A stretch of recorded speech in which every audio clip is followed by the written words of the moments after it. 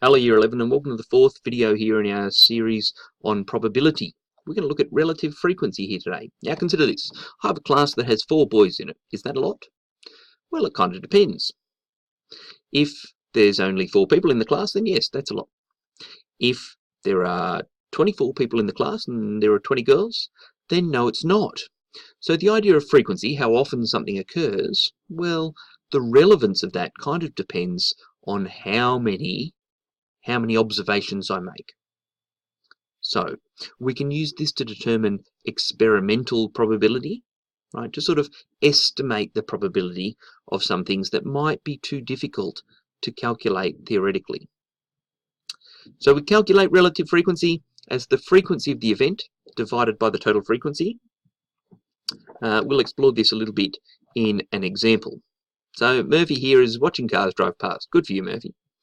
There's 3 green cars, 8 yellow cars, 4 blue cars, 28 silver cars, 17 black cars, and 40 white cars.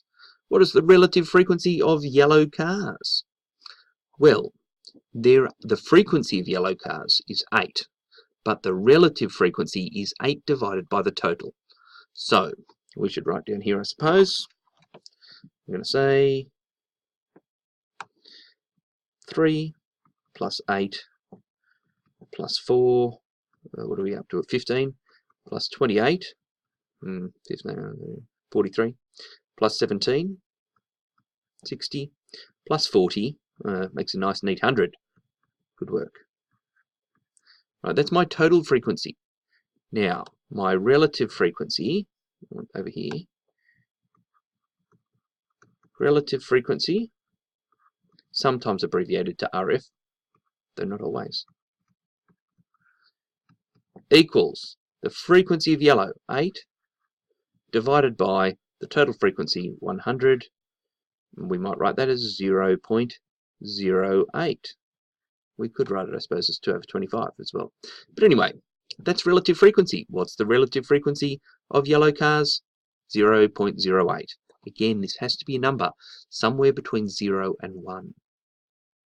So what is the experimental probability that the next car will be either silver or white? We use these terms pretty much interchangeably, experimental probability and relative frequency. So we know that there's 100 cars, but how many cars are silver or white? Well, it's 28 plus 40. 28 plus 40 is 68. That means my relative frequency is 68 over 100. Oh, actually, we didn't say relative frequency. We said experimental probability. It doesn't matter. Right, close enough. Equals, we'll call it 0.68.